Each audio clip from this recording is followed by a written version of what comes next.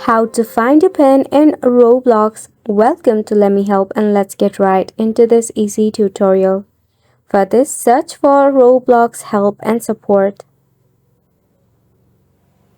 Tap on the first option, Roblox support, or directly tap on contact us, as we'll be appealing to find our pin in our Roblox. In this contact information, fill out the details, that is your email address, your first name and your username. In the issue details, select on the device you are facing this issue on.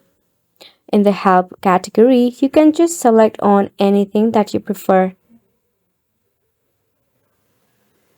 In the description of issue, you need to type in that you cannot find your PIN and you need help with it.